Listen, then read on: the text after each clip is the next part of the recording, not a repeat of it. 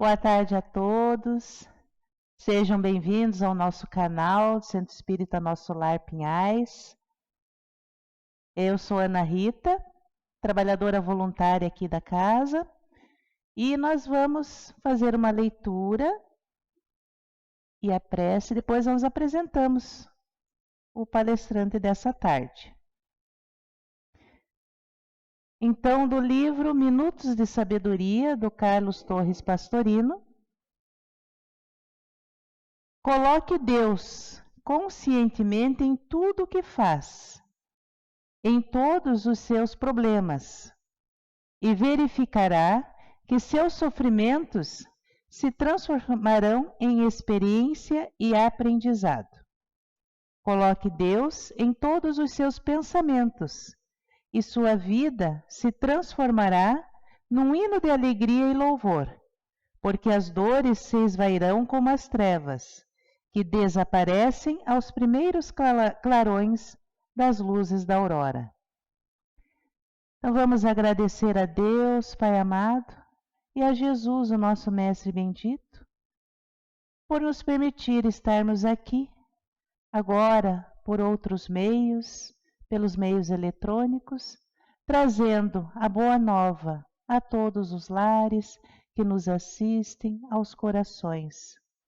Agradecemos a equipe espiritual e rogamos que a espiritualidade esteja em cada lar, envolvendo e amparando a cada um dos que nos ouvem, dos que nos assistem. Que assim seja. Então, quem vai trazer para nós agora a mensagem da Boa Nova é o Alcibílio. Billy, para nós, trabalhador voluntário desta casa, orientador da juventude espírita daqui dessa casa. Fique à vontade. Obrigado. Bom, boa tarde, meus queridos irmãos, minhas queridas irmãs. Com muita satisfação que hoje eu venho aqui para trazer um pouco mais algumas reflexões, para nós conversarmos um pouco sobre o Evangelho segundo o Espiritismo, o capítulo 8, Bem-aventurados os que têm puro coração. E vamos tentar fazer algumas reflexões, tentar compreender um pouquinho mais tudo o que o Cristo nos deixou de ensinamentos e de exemplos, né? E tentar clarear um pouco mais esses ensinamentos à luz da doutrina espírita, com o trabalho, baseando no trabalho que Kardec fez na compilação, né, dessa obra, e que nos traz assim grandes esclarecimentos para a gente poder compreender o que o mestre queria nos ensinar, né? Então, para começar esse assunto, esse capítulo, Bem-aventurados que têm puro coração, trata de alguns temas. Eu listei aqui para a gente ter uma ideia do que é falado nesse capítulo, né? E então Kardec aborda nesse tema a simplicidade e pureza de coração, o pecado por pensamento, né, o adultério, a verdadeira pureza, as mãos não lavadas, né? Os escândalos. Se a vossa mão é motivo de escândalo, cortai-a. E por fim, no final, a gente tem algumas instruções dos Espíritos, em que temos as mensagens que deixai que venham minhas criancinhas e bem-aventurados que têm fechados os olhos.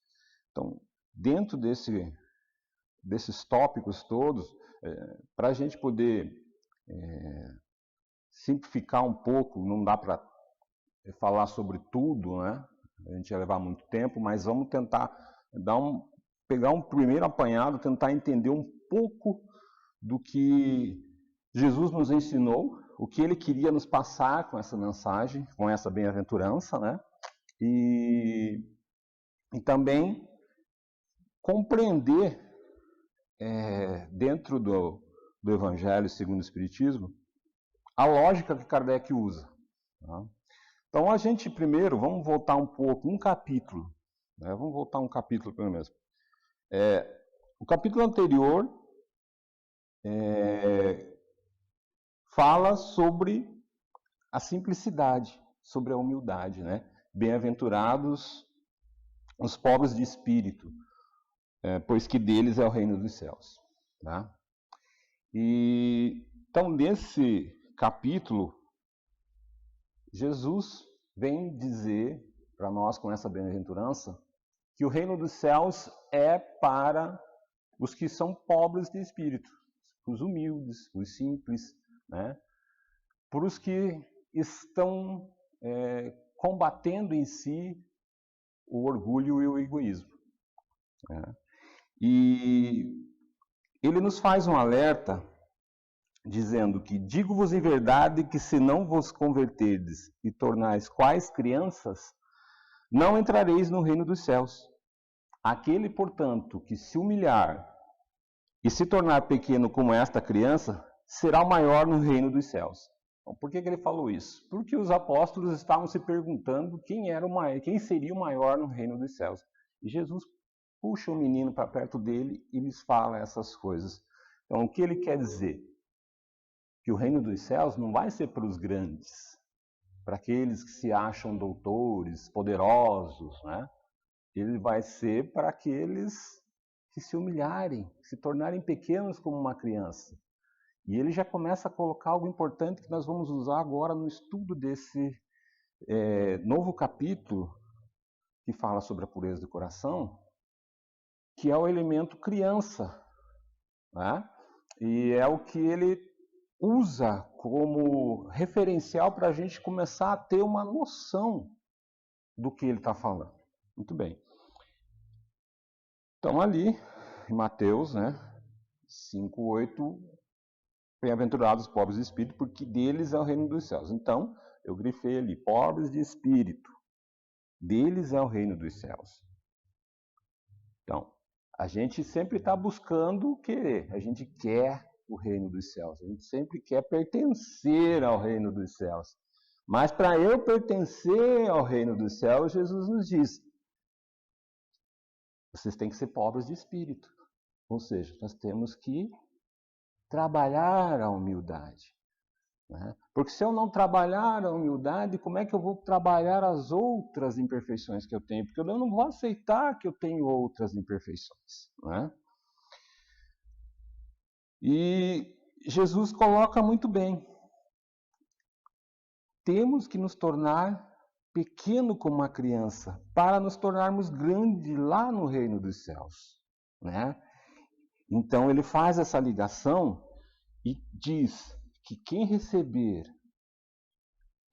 uma criança em seu nome, ele também vai nos receber. E estaremos recebendo a ele mesmo.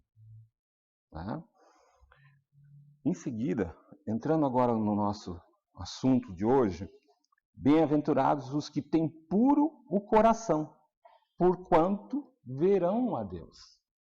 Então a gente vai também grifar dessa frase da bem-aventurança, tem puro o coração, verão a Deus. A gente quer ver Deus, a gente busca isso, quer compreender Deus, quer sentir Deus. A gente busca isso. Né? O que acontece? Nas perguntas do Livro dos Espíritos, Kardec indaga aos espíritos se a gente vai ter condições de compreender a divindade. E eles falam o quê? Ainda não conseguimos totalmente. Por quê? Porque ainda estamos longe nesse crescimento. Precisamos trabalhar algumas coisas. Né? Então, por quê? Jesus diz assim, você quer enxergar a Deus? Comece a purificar teu coração. Porque daí você vai conseguir enxergar melhor a Deus, conseguir compreender Deus, e então você poderá dizer que você é um bem-aventurado, você está vendo Deus. Né? Só que o seguinte, como é que eu consigo pureza do coração? Né? Porque eu preciso, então, se eu quero enxergar a Deus, se eu quero poder me aproximar mais de Deus, pertencer ao reino dos céus, eu preciso trabalhar a minha pureza de coração. Então, ali, Kardec, na sequência, nos explica que a pureza de coração é inseparável da simplicidade e da humildade. Então, para eu poder me tornar uma pessoa pura de coração, eu tenho que exercitar a humildade e a simplicidade. Porque se eu começo a me exaltar, a me enaltecer, a me engrandecer, eu começo a perder a minha pureza. Porque eu começo a achar que eu sou mais importante do que os outros. Né? Então, ele já explica, você quer ser puro de coração? Então comece a trabalhar a humildade e a simplicidade. Por isso que eu voltei um pouquinho no capítulo, para a gente compreender que o Evangelho segundo o Espiritismo é esse roteiro maravilhoso. O Kardec já deu para a gente o roteiro. Basta a gente seguir. É fácil? Não. Fácil não é. Mas tem uma forma. Tem ali, já está mais fácil um pouco. Então, o que nós temos que fazer é praticar. Né? Porque ele já explicou. Jesus já veio, ensinou, exemplificou. Aí veio o advento da doutrina espírita, os espíritos nos esclareceram, Kardec organizou e deu o manual. Agora vamos seguir o manual. Né? Então, primeiro eu tenho que trabalhar a pureza, a minha simplicidade, a minha humildade. Para quê? Para que eu extirpe de mim o egoísmo e o orgulho. E aí sim, meu coração comece a ficar mais cristalino. Né? Na sequência desse capítulo, a gente entra no item 5, que é pecados por pensamento. Aliás, desculpa. Na sequência ali, tem uma outra passagem de Jesus, ainda falando sobre simplicidade e pureza de coração. E Marcos narra, no capítulo 10, versículo 13 a 16. Apresentaram-lhe então algumas crianças, a fim de que ele as tocasse, e como seus discípulos afastassem com palavras ásperas o que lhes apresentavam, Jesus, vendo isso, zangou-se e lhes disse: deixai que venham a mim as criancinhas e não as impeçais. Porquanto o reino dos céus é para os que se lhes assemelham.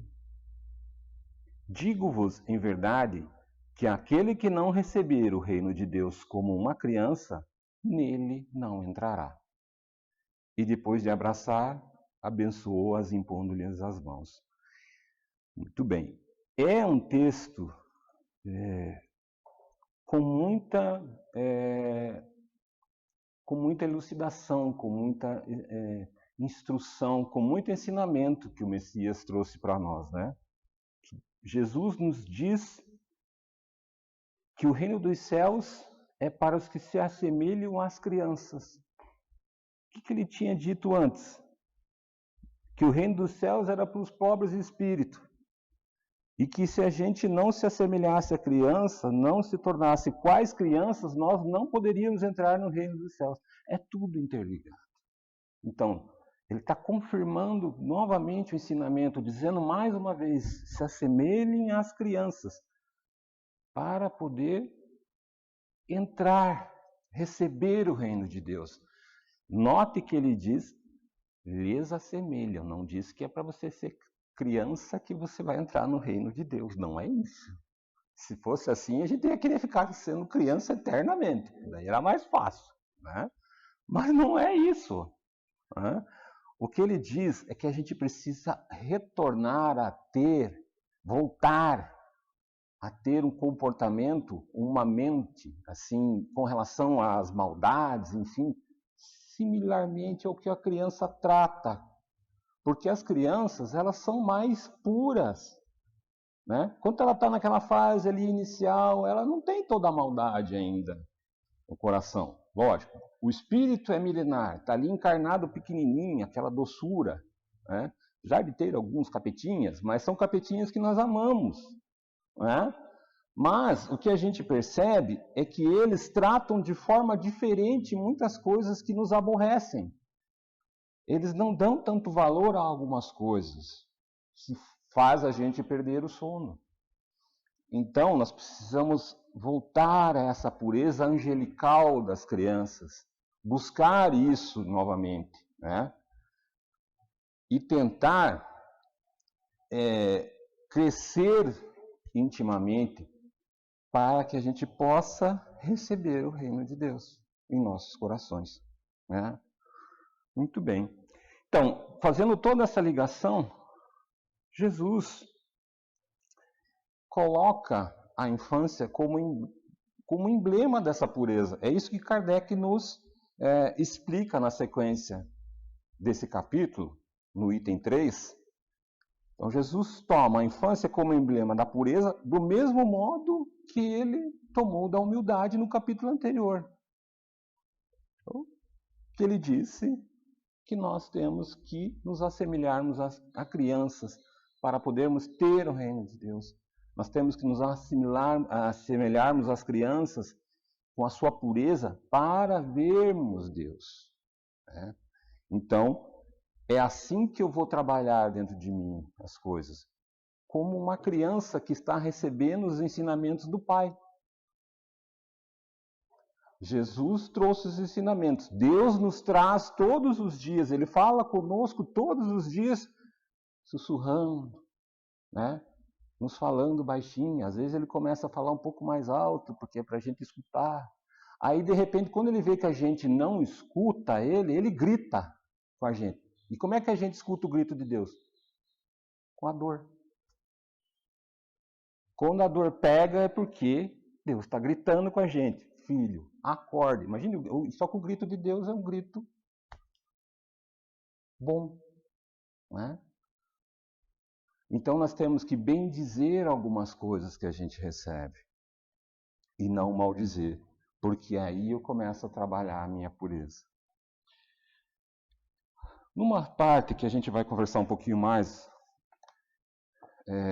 no item 5, agora sim, pecado por pensamento, adultério, a gente vai ver que Jesus nos ensina algumas coisas e Kardec esclarece, nos traz a reflexão, esses ensinamentos nesse capítulo. Em Mateus, capítulo 5, versículo 27 e 28, Jesus diz: aprendestes que foi dito aos antigos, não cometereis adultério. Eu, porém, vos digo que aquele que houver olhado uma mulher com mau desejo para com ela, já em seu coração cometeu adultério com ela.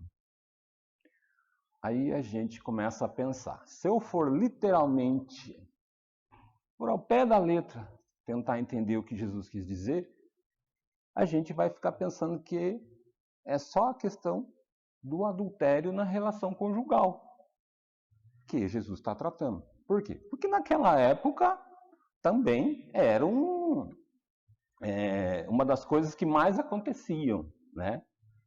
E era tratado com muito enfatizado isso nos relacionamentos dos judeus.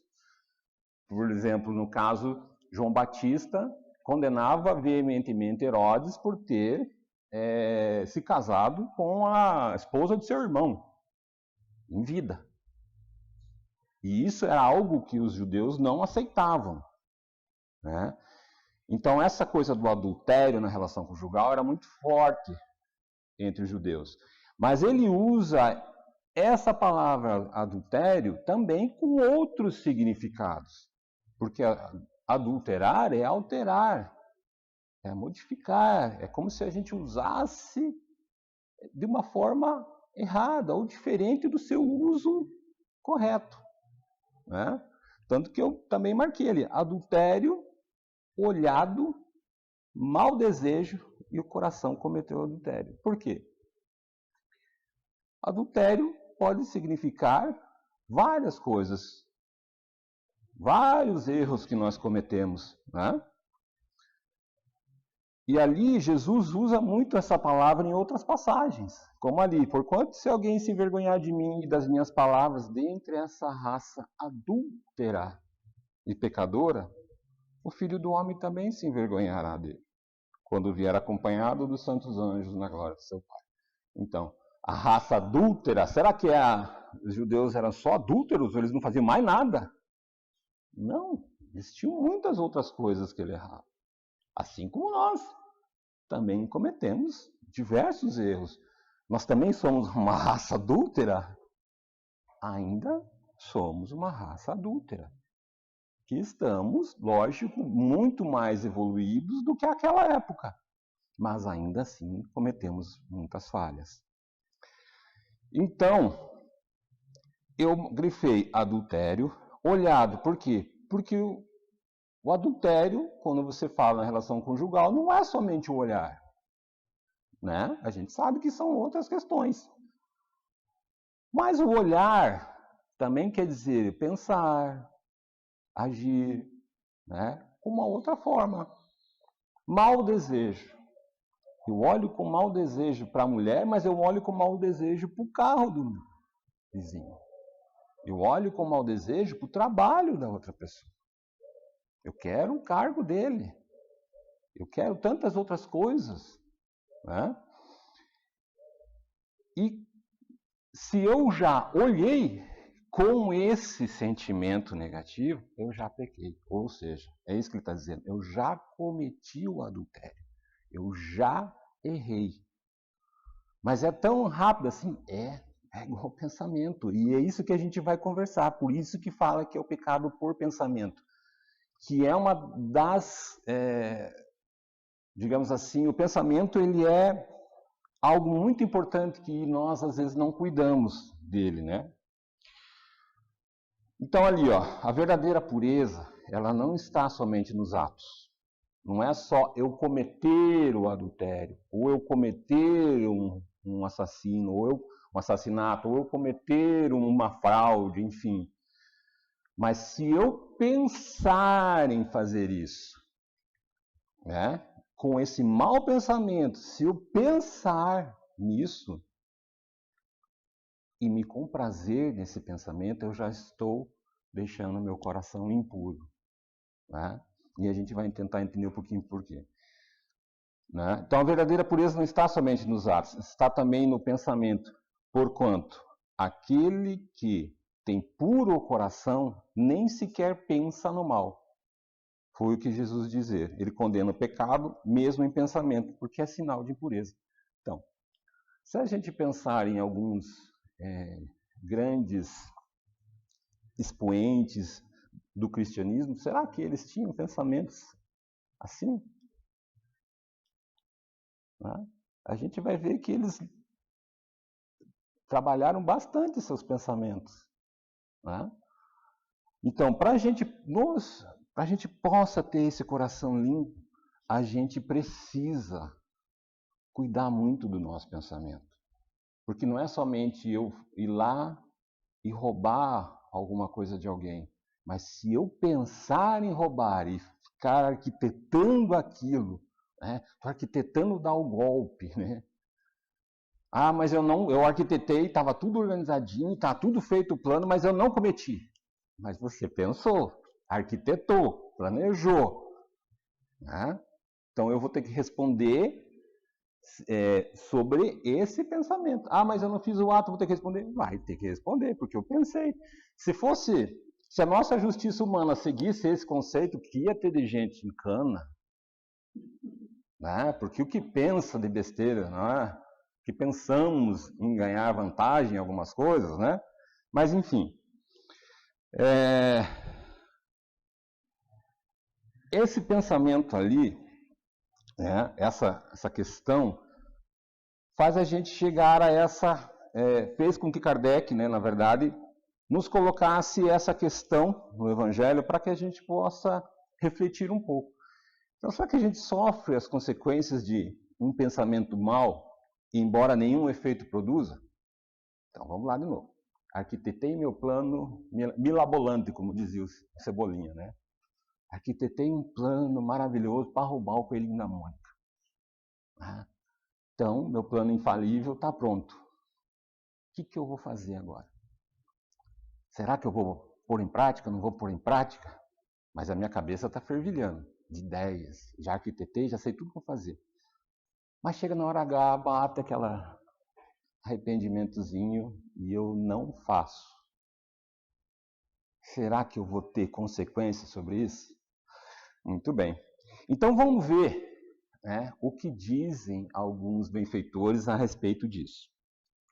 Joana, primeiro, ela nos fala no livro Dias Gloriosos, pela psicografia de Divaldo Pereira Franco, que a mente é um dínamo gerador de energia de difícil catalogação. Certo? Por quê? O que ela está nos dizendo aqui? O que é um dínamo gerador? Dínamo a gente sabe que gera, dentro dos nossos conceitos, energia elétrica. Tá? Só que a nossa mente, ela não gera só a energia elétrica. Ela gera uma energia que é difícil dizer o que é. Por quê? Porque nós ainda não temos conhecimento suficiente para dizer do que se trata. Mas ela é um gerador. Então isso quer dizer que o meu pensamento ali, a minha mente, está gerando constantemente uma energia. Né? E essa energia vai para algum lugar. Porque a gente sabe que, pelas leis da natureza, a energia não se perde, ela se transforma. Tá? Mesma coisa, a eletricidade vai correndo, ela pode aquecer o fio. Perdeu energia? Não, ela simplesmente se transformou de energia elétrica para energia térmica. Né? Imagine nós, por isso que daí a gente fala, nossa, estou com a cabeça fervendo. Claro, está pensando um monte de coisa, a cabeça ferve. Né? Muito bem. O ponto ali que segue, que se expressa automaticamente, conforme o conteúdo emocional que se reveste. Isso é um outro problema, porque pensou, foi. Pensou, já foi. E é automático. Eu pensei, emiti o pensamento. Tá? E esse pensamento ele vai estar revestido do quê? Do que eu estou sentindo. Se eu estou de bem com a vida, amando todo mundo, né? O que eu vou transbordar? Amor. Né? Assim como o Chico. Ele transbordava amor. Então os pensamentos dele eram o quê? De amor. Né? Se eu estou com raiva, eu vou emitir pensamentos de raiva. Né? É importante que a gente frise que se eu mudo o meu pensamento, essa energia também se transforma. Tá? Exteriorização do espírito é interpretada pelo cérebro que a transforma em ideia, tornando-a veículo de comunicação de expressão variada. Então, o que é o pensamento? É uma exteriorização do espírito.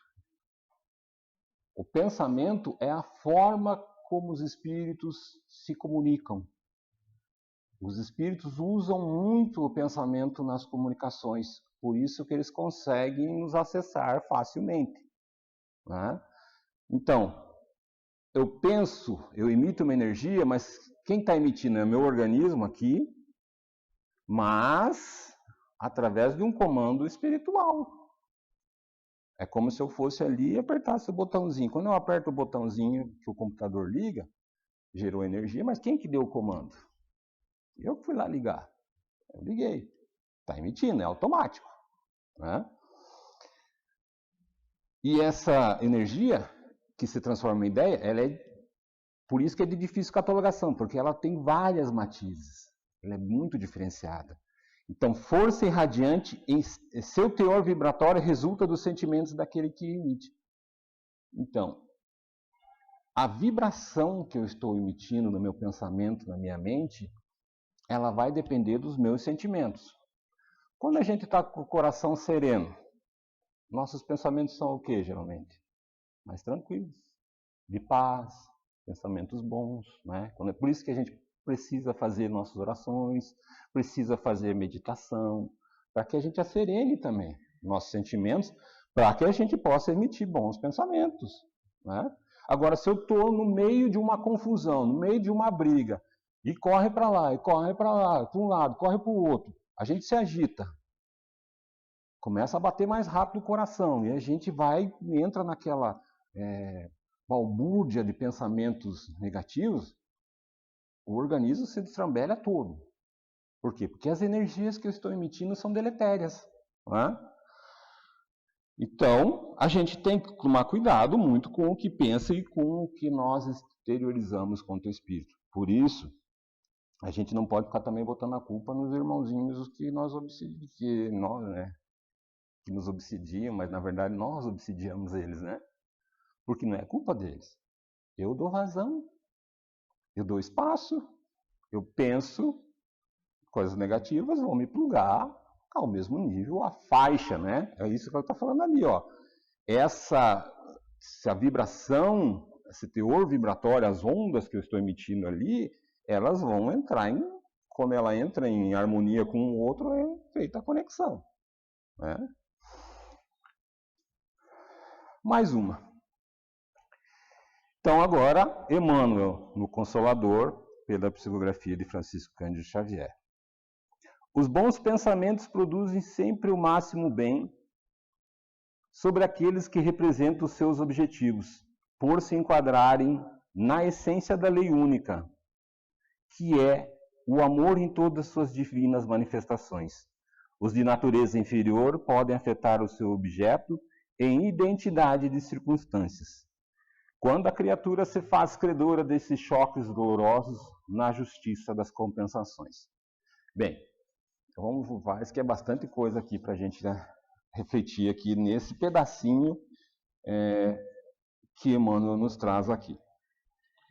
Os bons pensamentos produzem sempre o máximo bem. Então, eu quero fazer o bem, mas eu não posso fazer nada ainda. Pode. Você não pode sair na rua porque tem problema da pandemia, eu não posso visitar ninguém.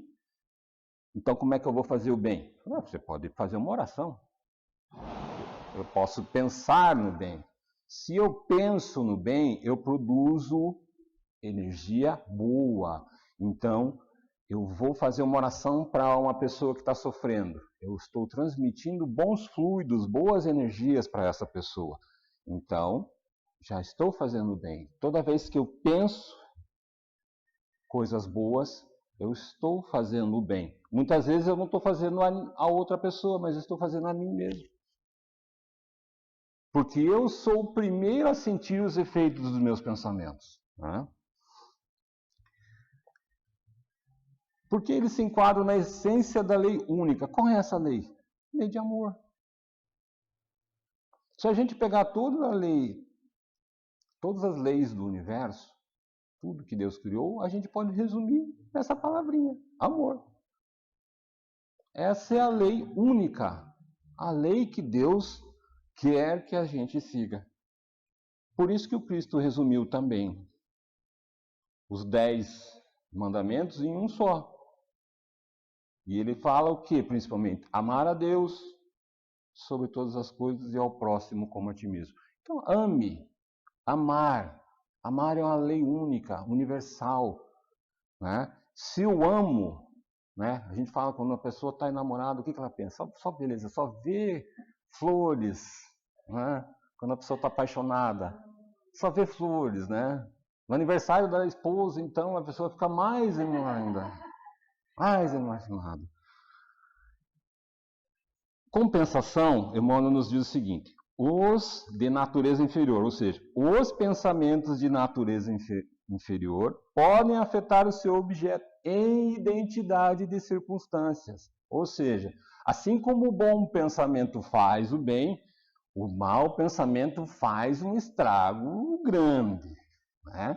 Por quê? Porque a gente joga aquela carga, aqueles dardos, né, para fora, só que primeiro atinge a gente, porque sai daqui.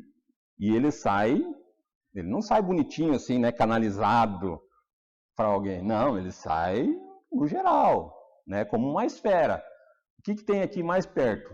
Começa por mim. Por isso que quando eu penso com raiva, já o coração já vai a 1000.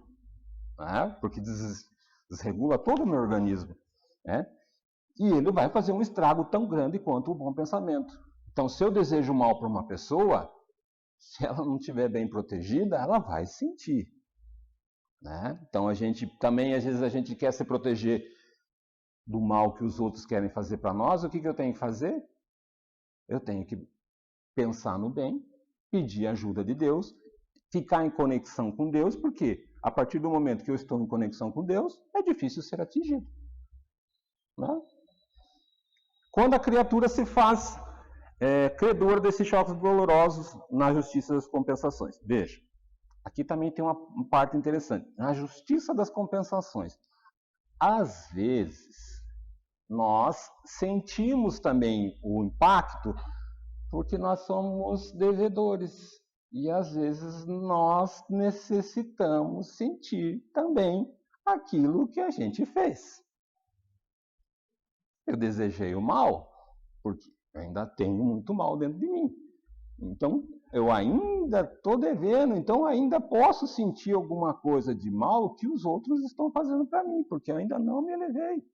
Então, se a criatura, que nem Emmanuel diz ali, é credor ainda desses choques, ele precisa desses choques para acordar, então ele vai sentir as alfinetadas magnéticas do pensamento negativo. Tá?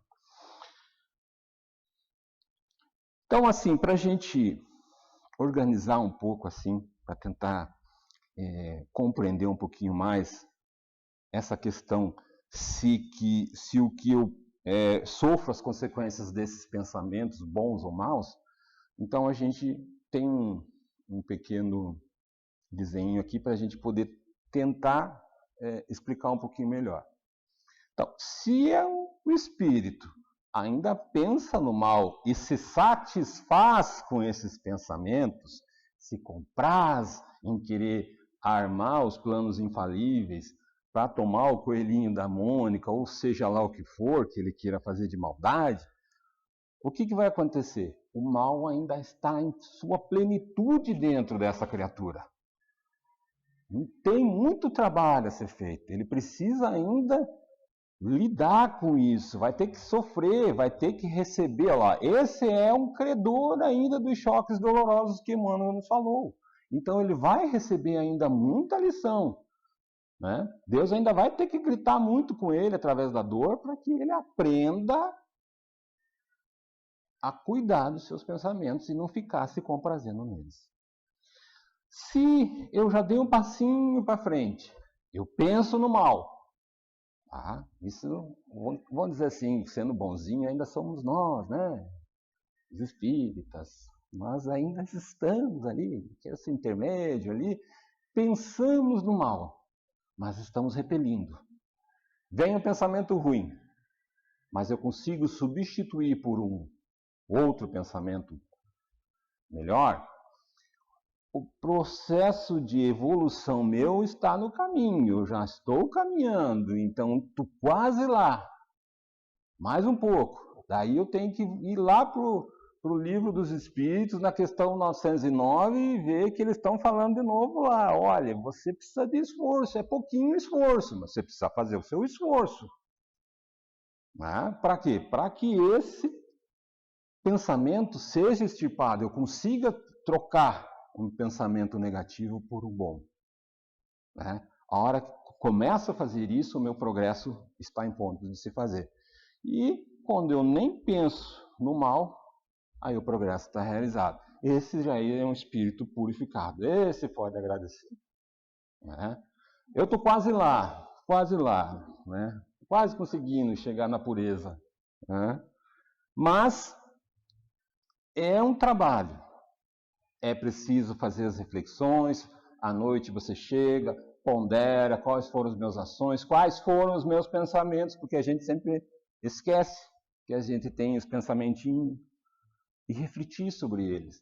E não se culpar, porque a gente, como está ainda a caminho, a gente falha, a gente erra, a gente tem ainda pensamentos negativos. Né? Por quê? Porque a gente ainda está imerso na matéria, tem muita influência negativa, a psicosfera também não é muito boa. Né? Então, se a gente observar em muitas literaturas espíritas, a gente vai ver, que eles falam que toda essa escuridão que existe nos planos espirituais mais inferiores é gerado por nós mesmos através de nossos pensamentos deletérios, que condensam essas energias negativas e que transformam aquilo que era para ser uma coisa linda e maravilhosa num dia de sol radiante, num dia de tempestade. Pensamentos geram formas, e essas formas podem ser terríveis, né? Então, para a gente encerrar aqui, eu vou trazer um pequeno texto da Joana de Ângeles, do livro Vida Feliz, psicografado pelo Divaldo Pereira Franco. Mantém teus pensamentos em ritmo de saúde e otimismo. A mente é dínamo poderoso. Conforme pensares, atrairás respostas vibratórias equivalentes. Quem cultiva a doença sempre padece problemas dessa natureza.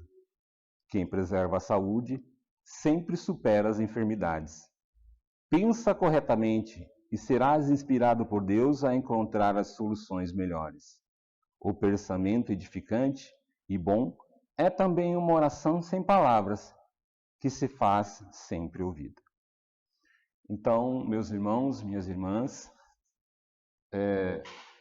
vamos pensar positivamente. A gente está numa fase evolutiva, em transição não só planetária, mas nosso país também está passando por dificuldades em que nós precisamos mudar o nosso teor vibratório, nossos pensamentos. Nós precisamos emitir pensamentos mais puros, mais elevados, para que também haja essa transformação. Não depende somente dos outros, depende principalmente do que eu faço. Se eu quiser mudar o mundo, como diz Madre Teresa de Calcutá, eu devo ir para casa para corrigir os meus problemas, cuidar da minha família, né? Porque não adianta eu querer mudar o mundo lá fora se eu não mudo aqui, né? Então, muito obrigado a todos, que Deus nos abençoe, muita paz a todos. Nós agradecemos ao Billy pela mensagem que nos trouxe essa tarde e esperamos que todos em suas casas estejam envolvidos pela espiritualidade superior. Então vamos agradecer mais uma vez a Deus que nos dá essa oportunidade e, como ele disse, nos fala docemente ao ouvido, nos convidando à reforma íntima, à mudança dos nossos pensamentos. E rogamos a Jesus, o Mestre amado, que nos envolva a todos em sua luz. Que assim seja.